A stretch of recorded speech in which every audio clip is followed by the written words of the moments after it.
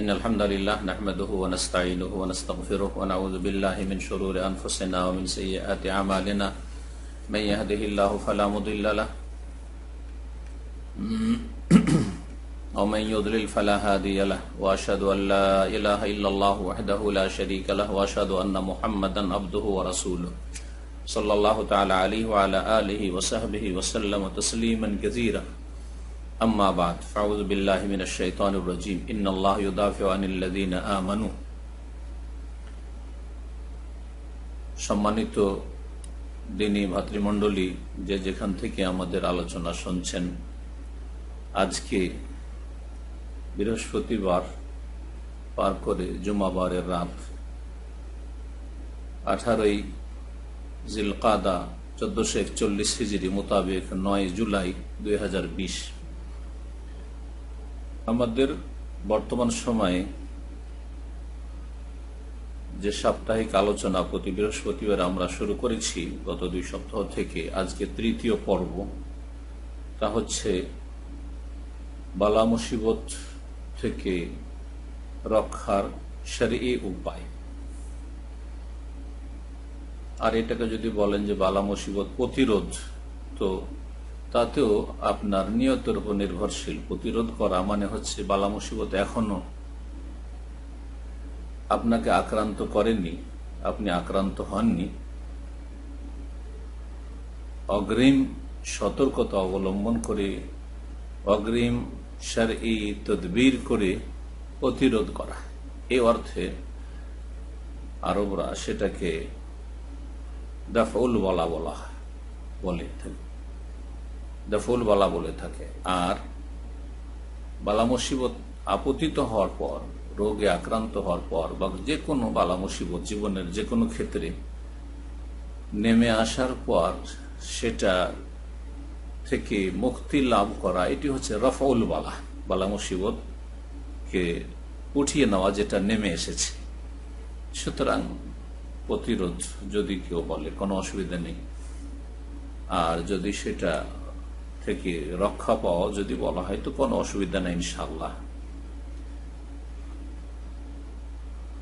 আমাদের আলোচনা তৃতীয় পর্বে আমরা 4 নম্বর পয়েন্ট আলোচনা করব, বালা মুসিবত থেকে রক্ষা পাওয়ার বা বালা মুসিবত প্রতিরোধ করার, বালা মুসিবত থেকে আগামীতে যে কোনো সময় যাতে করে মুক্ত থাকতে পারেন আপনার প্রত্যেকে নিজ নিজ জীবনে। 4 নম্বর পয়েন্ট হচ্ছে আল্লাহ রাব্বুল আলামিনের যারা নেক বান্দা, সালেহীনের সাথে তারাও যদি মুসলিহীন হয় আরো ভালো। যারা সত্যিকার মুমিন, সত্যিকার মুত্তাকি, মুমিন মুত্তাকি, আল্লাহর ওলি আউলিয়া তারাই। জি, আল্লাযীনা আমানু ওয়া কানু ইয়াত্তাকুন।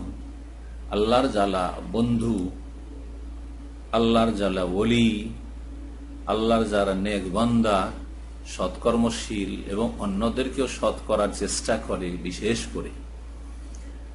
আর তাদের প্রথম সারিতে হচ্ছেন আম্বিয়া রসুলগণ, আর তারপরে দ্বিতীয় সারিতে হচ্ছেন আম্বিয়া রসুলগণের সহচরগণ, সাহাবায়ে কেরামগণ, হাওয়ারিগণ, যে কোনো নবীর সাথী সঙ্গীগণ যারা ইখলাসের সাথে সঙ্গ দিয়েছে আম্বিয়া রসুলগণের।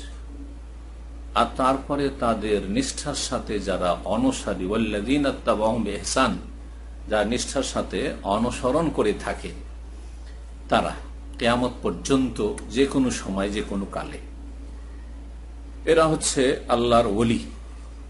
সংক্ষেপে আল্লাহর ওলির সংজ্ঞা শুনে নেন ভালো করে।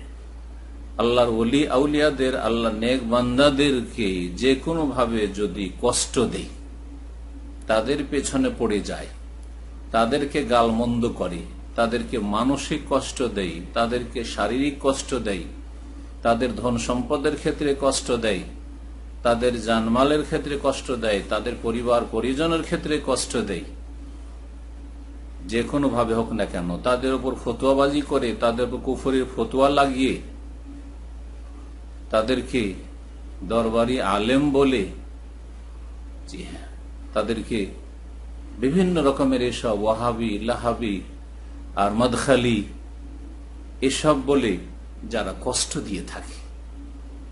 সহি আকীদার কথা বললে যদি এসব কথা যারা বলে, তারা আল্লাহর নেক বান্দাদেরকে, যারা কোরআন সুন্নাহর অনুসারী হওয়ার চেষ্টা করে, যারা আম্বিয়া রাসূলগণের অনুসরণের চেষ্টা করে, তাদেরকে বিভিন্নভাবে গালমন্দ করার যুগে যুগে এইরকম যারা করে, তারা আল্লাহর আযাব থেকে, বালা মুসিবত থেকে মুক্ত নয়। বালা মুসিবত থেকে বেঁচে থাকার উপায় হচ্ছে তাহলে আল্লাহর ওলি আউলিয়াদের, নেক বান্দাদের পেছনে পড়বেন না, তাদের পিছে লাগবেন না, তাদেরকে কষ্ট দেবেন না। এই মর্মে একটি হাদিস শুধু শোনাবো, তবে হাদিসে কুদসি, সহিহ বুখারীর হাদিস নম্বর 6021। আবু হুরায়রা রাদিয়াল্লাহু তাআলা আনহু থেকে বর্ণিত, রাসূলুল্লাহ সাল্লাল্লাহু আলাইহি ওয়াসাল্লাম বলছেন, ইন্নাল্লাহা তাআলা, নিশ্চয় মহান আল্লাহ ইরশাদ করেন, মান আদালি ওয়ালিয়ান ফাকাদ আযানতুহু বিল হারবি, যেই ব্যক্তি আমার কোন ওলির সাথে শত্রুতা পোষণ করল, আমার কোন ওলির সাথে বিদ্বেষ রাখলো, দুশ্মনী রাখলো, তাদের সাথে দুশ্মনী করলো। শত্রুতা, বিদ্বেষ রাখা ব্যাপক অর্থপূর্ণ কথা, যাতে তাদের গালমন্দ করা, তাদের শারীরিক নির্যাতন করা, তাদেরকে খুন করা, তাদের পরিবার সম্পর্কে কটু কথা বলা, তাদের এলেম সম্পর্কে, তাদের আমল সম্পর্কে, তাদের ব্যক্তি জীবন সম্পর্কে কটু কথা বলা, তাদেরকে বিভিন্ন রকমের খারাপ ট্যাগ দেওয়া, সমস্ত কিছু শামিল। সেটা কথার দ্বারা হোক, কলমের দ্বারা হোক, সোশ্যাল মিডিয়াতে হোক, যেভাবে হোক না কেন। মান আদালি ওয়ালিয়ান ফাকাদ আযানতুহু বিল হারবি, যেই ব্যক্তি আমার কোন ওলির সাথে শত্রুতা পোষণ করল, আমার কোন বন্ধুর সাথে দুশ্মনী করল, ফাকাদ আযানতুহু বিল হারবি, তাহলে নিঃসন্দেহে আমি তার বিরুদ্ধে যুদ্ধের ঘোষণা করি, তার বিরুদ্ধে যুদ্ধের ঘোষণা করি। জি, আল্লাহ রাব্বুল আলামিন যুদ্ধের ঘোষণা করেছেন, এতটুকু যথেষ্ট। হাদিসের বাকি অংশটুকুতে অন্য অন্য বিষয়গুলি রয়েছে, যেহেতু অল্প সময়ের আলোচনা, সেজন্য বাকি বিষয়গুলি আজকে তুলে ধরছি না। আমার বিভিন্ন আলোচনাতে এই পুরো হাদিসের ব্যাখ্যা রয়েছে। মান আদালি ওয়ালিয়ান, আবার বলছি, যেই ব্যক্তি আমার কোন ওলির সাথে দুশ্মনী, শত্রুতা রাখবে, তার বিরুদ্ধে আমি আল্লাহ রাব্বুল আলামিন, আল্লাহ বলছেন হাদিসে কুদসিতে, আমি আল্লাহ রাব্বুল আলামিন যুদ্ধের ঘোষণা করছি। মহান আল্লাহ বলছেন, ফাকাদ আযানতুহু বিল হারব, যুদ্ধের ঘোষণা করেছেন। আপনারা জানেন কোরআনে কারীমে যুদ্ধের ঘোষণা করা হয়েছে সুদখোরের বিরুদ্ধে।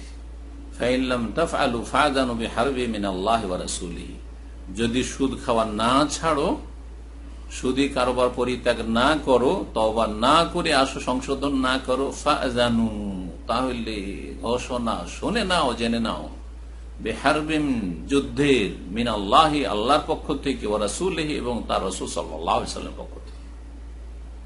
আর যারা আল্লাহর নেক বান্দাদের সাথে, সালেহীন মুসলিহিনদের সাথে শত্রুতা করবে, যে কোনো ভাবে হোক না কেন, তাদের বিরুদ্ধে আল্লাহ যুদ্ধের ঘোষণা করেছেন। আল্লাহর যুদ্ধের বড় একটি সেনাবাহিনী, বড় শক্তিশালী সেনাবাহিনী, কিন্তু আকারের দিক থেকে অত্যন্ত ক্ষুদ্র থেকে ক্ষুদ্রতম এই করোনার ভাইরাস। আর এইরকম যেসব ভাইরাসের আর মহামারীর সংকেত আসছে, ভবিষ্যৎবাণী আসছে, মানুষের কল্পনা জল্পনা মানুষ করছে, আর মানব জীবনে যে বহুমুখী ফিতনা, ফাসাদ, বালা মুসিবত আসছে, সবগুলি হচ্ছে আল্লাহর পক্ষ থেকে যুদ্ধের ঘোষণা। আল্লাহর পক্ষ থেকে যুদ্ধের ঘোষণায় দুই রকমের সর্বনাশ হয়। এক হচ্ছে দ্বীনের, ইমান, ইসলামের সর্বনাশ হয়ে যাওয়া, আর একটি হচ্ছে দুনিয়ার পার্থিব জীবনের যেসব প্রয়োজন মানুষের রয়েছে সেসবের সর্বনাশ হয়ে যাওয়া। একজন মানুষের সামনে দুটো জিনিসের সর্বনাশ হওয়া। একটা হচ্ছে দ্বীন, ঈমান, ইসলামের সর্বনাশ হয়ে যাওয়া, তাওহীদ আর সুন্নতের সর্বনাশ হয়ে যাওয়া, আর আরেকটি হচ্ছে দুনিয়ার ক্ষয়ক্ষতি, সর্বনাশ হয়ে যাওয়া। কোনটা আপনি বেশি বড় মনে করেন, কোনটা বেশি মারাত্মক মনে করেন, কোনটাকে ভয়ঙ্কর মনে করেন, কোনটা আপনার জন্য ধ্বংসাত্মক, কোনটা আপনার ভবিষ্যৎকে একবার অন্ধকার করে দিবে, চিন্তা করুন আপনি। দুনিয়ার সর্বনাশ নিশ্চয় কোনো মানুষ চাই না, মুসলিম অমুসলিম, সৎ অসৎ, দুনিয়ার সর্বনাশ, দুনিয়ার ক্ষয়ক্ষতি কেউ চাই না, কারণ দুনিয়া যথেষ্ট বুঝে আজকালকার মানুষ।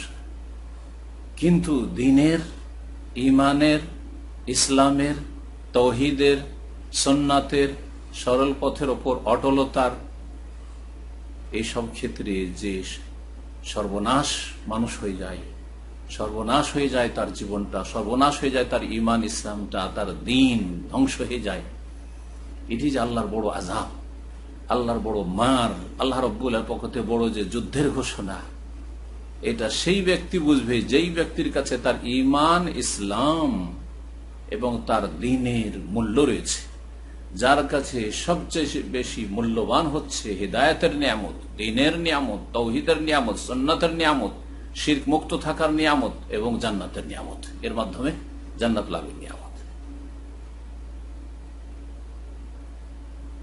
দ্বীন যদি আপনার সুরক্ষিত থাকে, দ্বীনের উপর যদি আল্লাহর মার না পড়ে, তাহলে আপনি নিশ্চিত জান্নাত লাভ করবেন। আর দ্বীনের উপর যদি মার পড়ে যায়, তাহলে আপনার জান্নাত কখনো আপনি হাসিল করতে পারবেন না, সর্বনাশ হয়ে যাবে।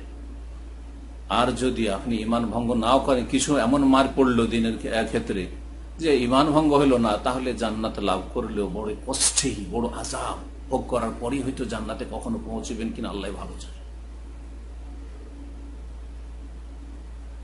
পক্ষান্তরে দুনিয়ার ক্ষেত্রে যদি বালা মুসিবতে নেমে আসে, আল্লাহর পক্ষ থেকে যুদ্ধের ঘোষণা নেমে আসে, অনেক ক্ষয়ক্ষতি হবে আর অনেক কষ্ট পাবেন, কিন্তু এই ক্ষণিকের জীবনে, এ দুনিয়ার সামান্য কিছুদিন, আর তারপরে আপনার যদি দ্বীনের হেফাজত করে থাকেন, তাহলে আখিরাত সুন্দর হয়ে যাবে। কিন্তু যেহেতু আল্লাহর ওলিদের সাথে শত্রুতা করেছেন, সুতরাং আপনি দিনটাও ঠিক রাখতে পারেননি, সুতরাং আল্লাহর পক্ষ থেকে যুদ্ধের ঘোষণা নেমে আসবে আপনার দ্বীনের ওপর, আপনার দুনিয়ার ওপর।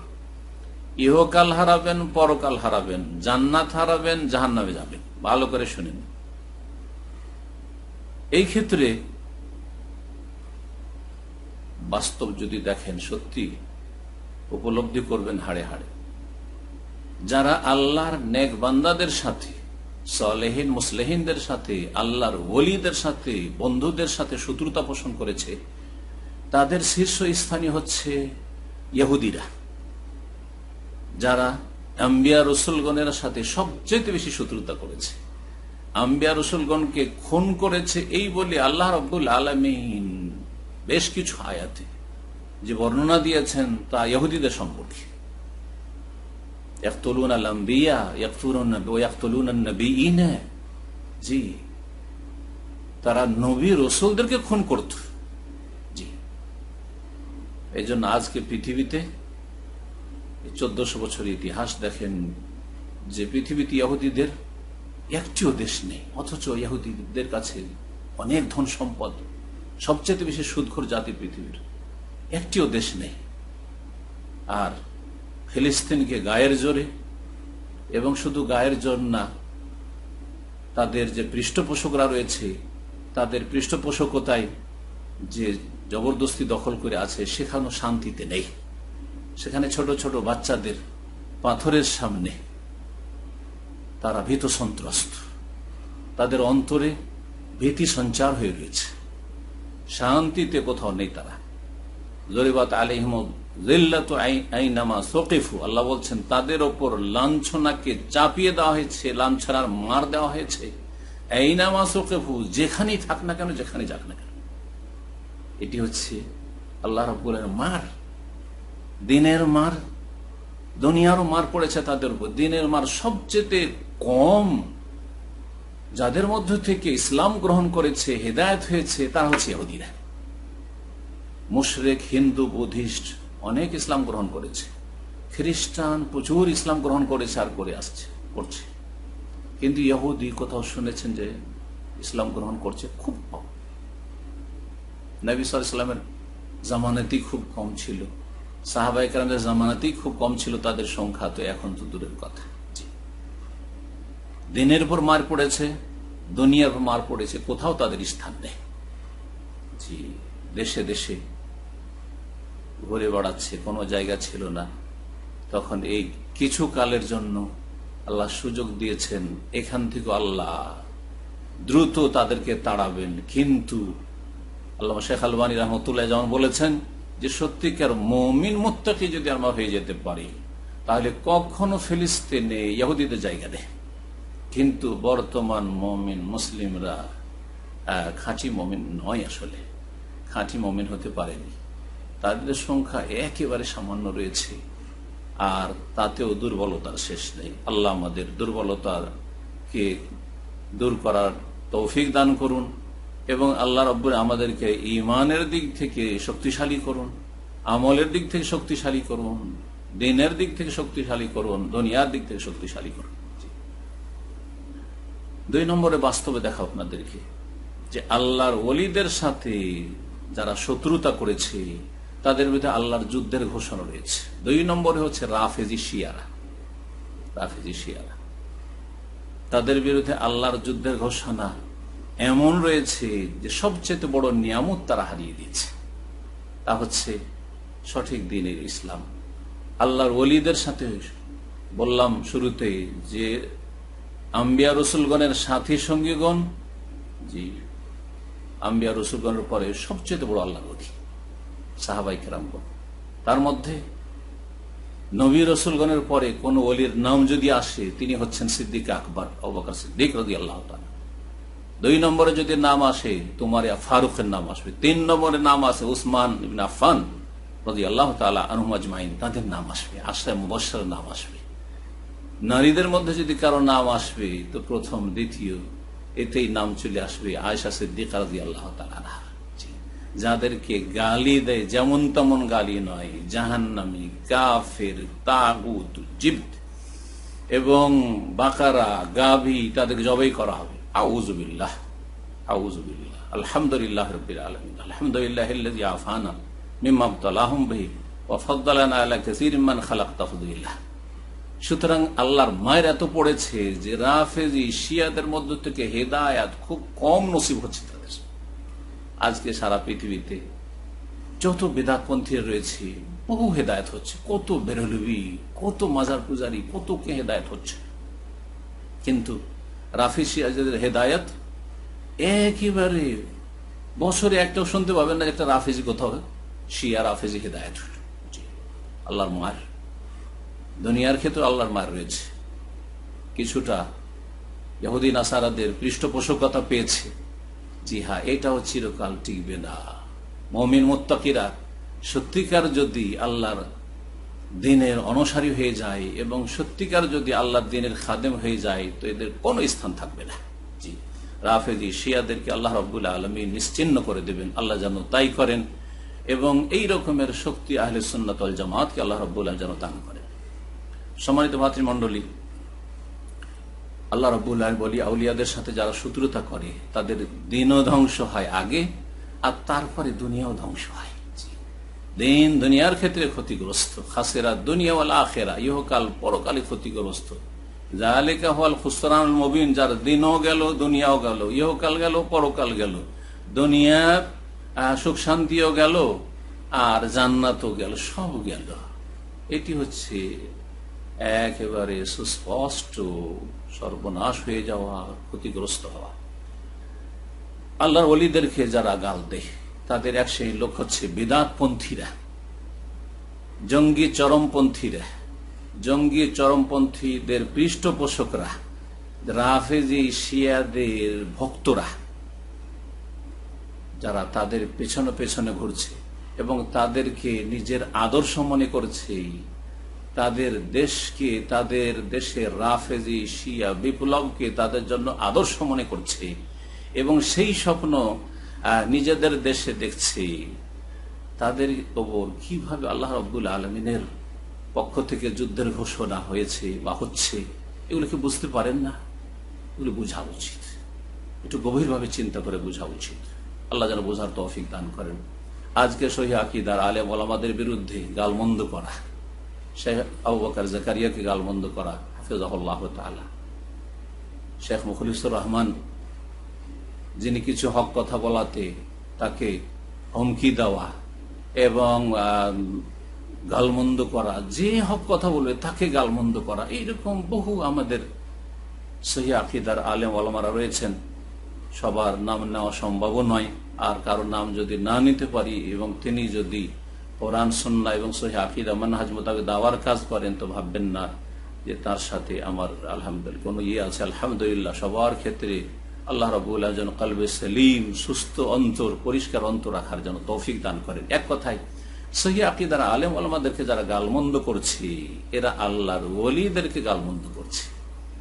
ইন্নাল্লাহ ইউদাফিউ আনিল্লাযিনা আমানু, মুমিনদের পক্ষ থেকে আল্লাহ ডিফেন্স করছেন। আল্লাহ ডিফেন্স করছেন, আমাদের ডিফেন্স করার কোনো দরকার নেই, আমাদের প্রতিরোধ করার কোনো দরকার নেই, আমাদের জবাব দেওয়ার কোনো দরকার। আল্লাহ জবাব দিচ্ছেন, আল্লাহর ফেরেশতারা তৈরি আছে। ফাকাদ আযানতুহু বিল হারব, আল্লাহ যুদ্ধের ঘোষণা করে রেখেছেন। ইহকালে ক্ষতিগ্রস্ত, পরকালে ক্ষতিগ্রস্ত হবেন, হেদায়েত নসিব হবে না। বহু লোককে দেখা গেছে, যদিও তাদের সংখ্যা অল্প রয়েছে, সহিহ আকীদা আসার পরে দুনিয়ার স্বার্থে যখন আঘাত লেগেছে, তখন তারা বিদ্বেষী হয়ে শত্রুতা পোষণ করেছে, বিষোদ্গার করেছে। তাদের যে জীবনে কত বালা মুসিবতে নেমে এসেছে, বালা মুসিবতের শেষ নেই। জি জি, ক্ষতি করার চেষ্টা করেছে, কারো নিজে ক্ষতিগ্রস্ত হয়েছে, কারো পরিবারের ক্ষতি করার চেষ্টা করেছে, কারো দাম্পত্য জীবনে অশান্তি সৃষ্টি করার চেষ্টা করেছে।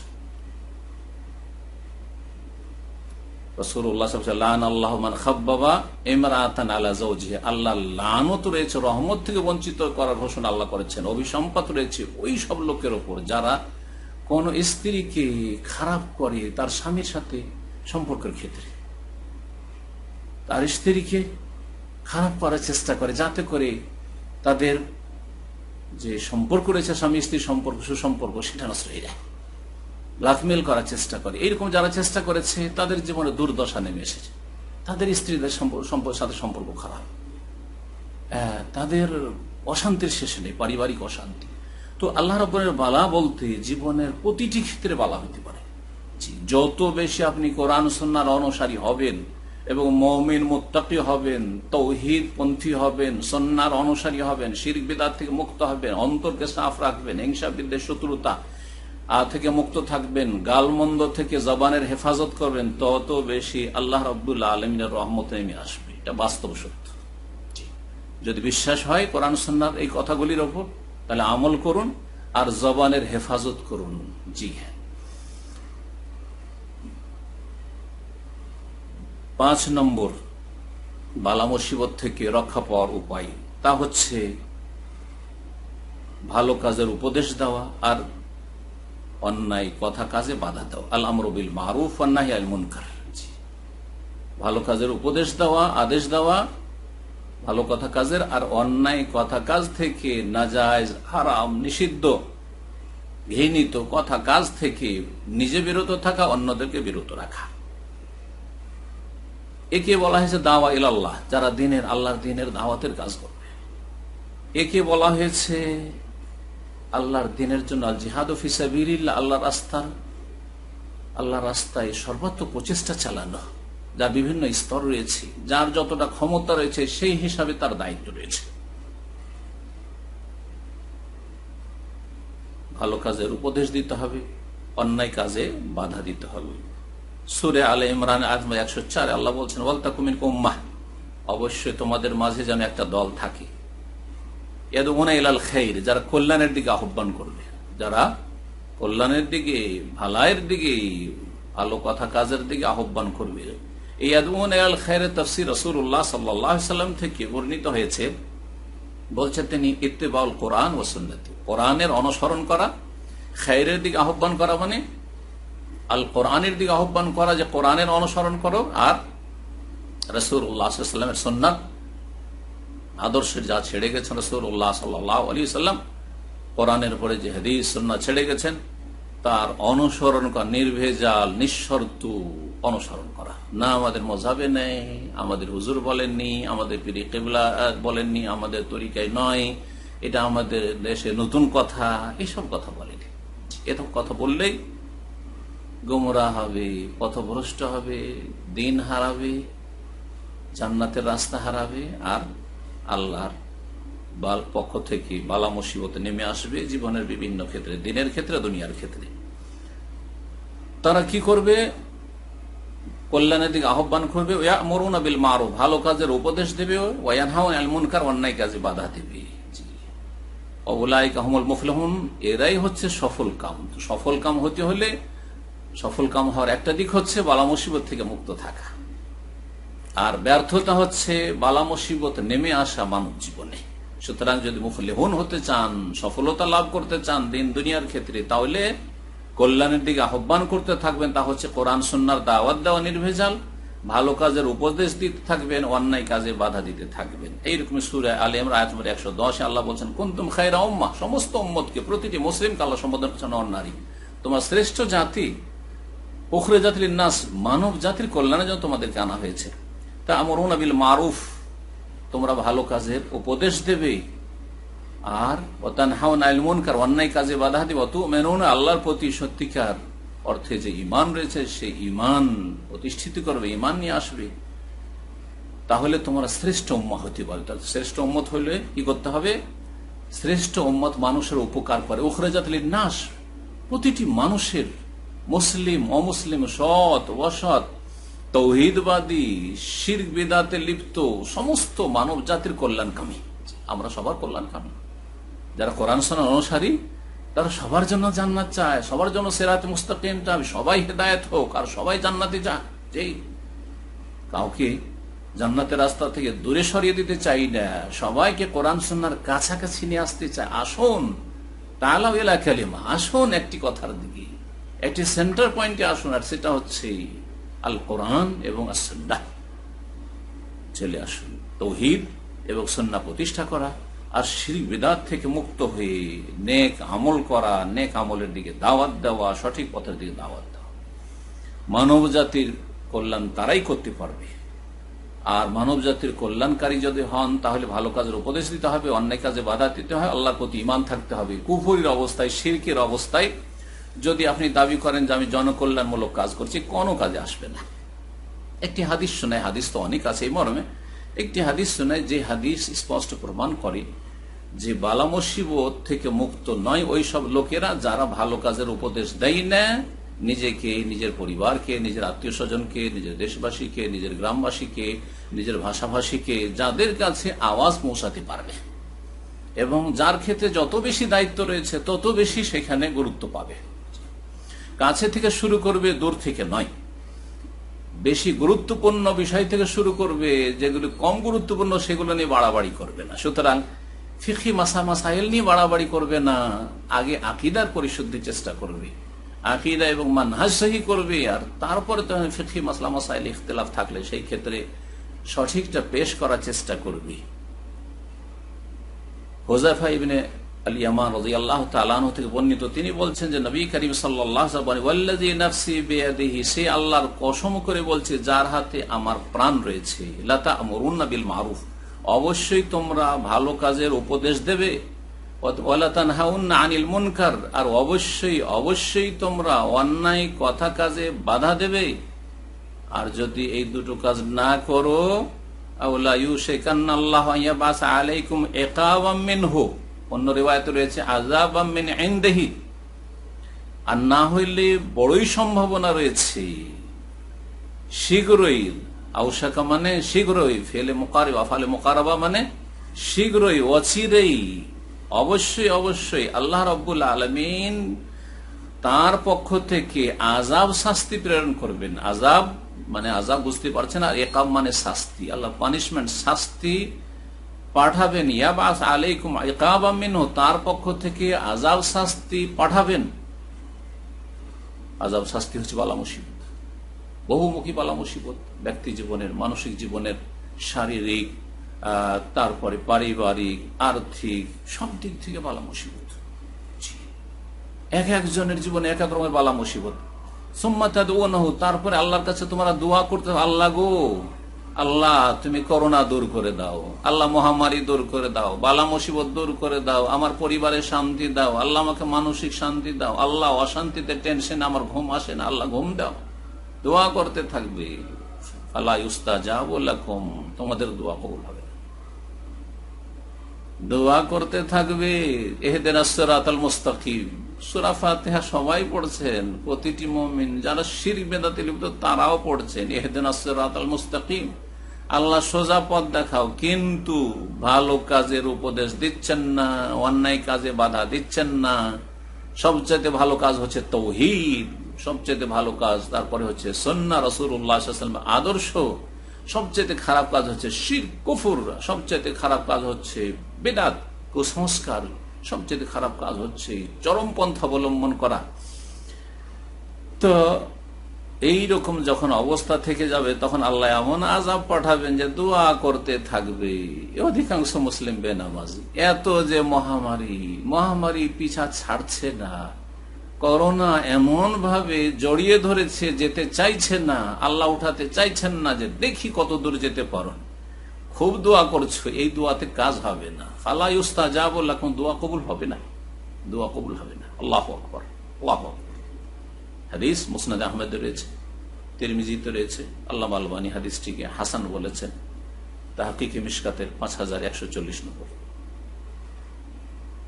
6 নম্বর বালা মুসিবত থেকে আত্মরক্ষার বা বেঁচে থাকার, নিরাপদ থাকার উপায় হচ্ছে, যখন কোনো বালা মুসিবতগ্রস্ত ব্যক্তিকে বা আক্রান্ত ব্যক্তিকে, বিপদগ্রস্ত ব্যক্তিকে দেখবেন, তখন আপনি অন্তর থেকে, জবান থেকে, আন্তরিকতার সাথে, খালাসের সাথে আল্লাহ শুকরিয়া আদায় করবেন, আল্লাহর প্রশংসা করবেন। এই মর্মে একটি দোয়া রয়েছে, দোয়া শিখেছে রাসূলুল্লাহ সাল্লাল্লাহু আলাইহি ওয়াসাল্লাম।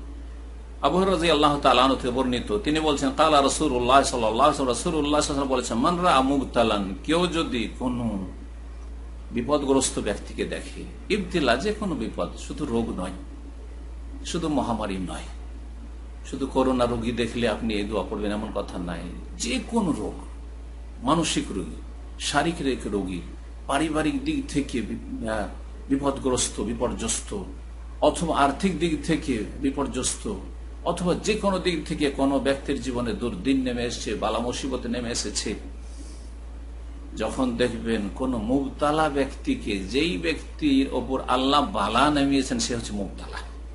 মানরা মুবতালান, যেই ব্যক্তি কোন বিপদগ্রস্ত ব্যক্তিকে দেখবে, সেই ব্যক্তি বলবে, ফাকাল আলহামদুলিল্লাহিল্লাযী আফানি মিম্মা ইবতালাকা বিহি, সে আল্লাহর যাবতীয় প্রশংসা, আলহামদুলিল্লাহ, সে আল্লাহ রাব্বুল আলামিনের যাবতীয় প্রশংসা, আল্লাযী আফানি, যে আল্লাহ আমাকে নিরাপদ রেখেছেন, মিম্মা ইবতালাকা বিহি, ওই সব বিপদ আপদ থেকে, ওই সব বালা মুসিবত থেকে, যা দিয়ে আল্লাহ তোমাকে আক্রান্ত করেছেন, যে বালা মুসিবতে তুমি আপতিত হয়েছে বা তোমার উপর আপতিত হয়েছে, আল্লাহ শুকরিয়া আদায় করছি যে তা থেকে আল্লাহ আফানি, আমাকে নিরাপদ রেখেছেন।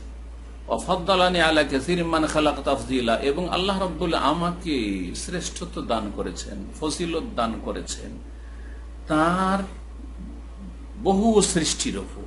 আলা কাসীরিম মান খালাক, তার অনেক সৃষ্টির উপর, অনেক অসংখ্য মানুষের ওপর আল্লাহ রাব্বুল যে আমাকে ফজিলত দান করেছেন, ওপরে রেখেছেন, ভালো রেখেছেন, এই জন্য আল্লাহ রাব্বুল আলামিনের শুকরিয়া আদায় করছি, হামদ ও সানা করছি।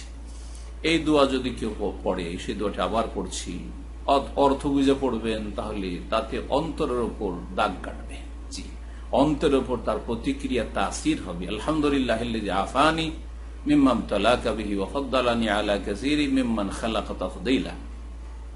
বলছেন রাসূলুল্লাহ সাল্লাল্লাহু আলাইহি ওয়াসাল্লাম, ইউসিবহু যালিকাল বালা, যদি কোনো আক্রান্ত ব্যক্তিকে দেখে, কোনো বিপদগ্রস্ত ব্যক্তিকে দেখে এই দোয়াটি পড়ে, তাহলে ওই বালাই সেই ব্যক্তি আক্রান্ত হবে না। কোনো একজন ব্যক্তিকে যদি দেখেন যে পারিবারিক দিক থেকে খুব অশান্তিতে রয়েছে, স্ত্রীর পক্ষ থেকে খুব অশান্তিতে রয়েছে, স্বামীর পক্ষ থেকে কোনো মহিলা অশান্তিতে রয়েছে, জি, বাপ মা ছেলে মেয়েদের পক্ষ থেকে খুব অশান্তিতে রয়েছে কোনো ব্যক্তি, হ্যাঁ, বৃদ্ধাশ্রমে পাঠিয়ে দিয়েছে, ছেলে মেয়েদেরকে সমস্ত ধন সম্পদ দিয়ে মানুষ করেছে, আর দুটো খাবার জুটছেন না, বাসা জুটছেন না, এইরকম লোকের খবর পাচ্ছেন বা দেখতে পাচ্ছেন, সেটা আপনি সরাসরি দেখতে পাচ্ছেন অথবা সোশ্যাল মিডিয়া দেখতে পাচ্ছেন অথবা খবর শুনলেন, আপনি দোয়া পড়ুন, আলহামদুলিল্লাহ আফানি মিম্মা ইবতালাকা বিহি ওয়া ফাদ্দালানি আলা কাসীরিন মিম্মান খালাক তাফদীলা। যদি আপনি আরবি গ্রামার বুঝেন তাহলে সামনে সেই রোগী নেই, তাহলে আলহামদুলিল্লাহ আফানি মিম্মা ইবতালাহু বিহি ওয়া ফাদ্দালানি আলা কাসীরিন মিম্মান খালাক তাফদীলা। যদি বহু বচন করতে চান যে আলহামদুলিল্লাহ আমাকে, আমার পরিবারকে, আমার ছেলে মেয়েদেরকে ভালো রেখেছেন, আলহামদুলিল্লাহ আমার প্রিয়জন আপনজনদেরকে আল্লাহ ভালো রেখেছেন, তো আলহামদুলিল্লাহ আফানা মিম্মা ইবতালাহুম বিহি, অনেক আক্রান্ত লোকদেরকে দেখছেন, তাহলে বহু বচন করতে পারেন, যদি জানা থাকে তো ভালো কথা, আর না হলে যেভাবে হাদিসে এসছে এক বচন দিয়ে সেইভাবেই পড়ুন আপনি। হাদিস তিরমিজির 3354 নম্বর হাদিস, হাদিসটিকে আল্লামা আলবানী সহিহুল জামির 6248 নম্বর হাদিসে হাসান বলেছেন। এখানে আজকের আলোচনা শেষ করছি। আলোচনা আমরা বলেছি যে খুব বেশি লম্বা যেহেতু করব না। আল্লাহ রাব্বুল আলামিন যেন আমাদের এই কথাগুলিতে যেন বরকত দান করেন এবং এই কথাগুলি যেন আমার অন্তরে আবার তৌফিক দান করেন এবং আমাকে, আমার পরিবারকে, আমার প্রিয়জনদেরকে, আমার আপনজনদেরকে, আমার আত্মীয় স্বজনদেরকে, আমার দিনী ভাই বোনদেরকে, আমার মুমিন ভাই বোনদেরকে, যে যেখানে আছেন সবাইকে আল্লাহ রাব্বুল আলামিন এই কথাগুলি দ্বারা যেন উপকৃত করেন, লাভবান হওয়ার তৌফিক দান করেন। আল্লাহ রাব্বুল আলামিন আমাদের দাওয়াতে যেন বারাকা দান করেন, আমাদের দিন দুনিয়ার সার্বিক জীবনে আল্লাহ যেন বারাকা দান করেন এবং আল্লাহ রাব্বুল আলামিন আমাদের যেন বালা মুসিবত থেকে হেফাজতে রাখেন। সুবহান রাব্বিকা রাব্বিল ইজ্জাতি আম্মা ইয়াসিফুন ওয়া সালামুন আলাল মুরসালিন ওয়ালহামদুলিল্লাহি রাব্বিল আলামিন।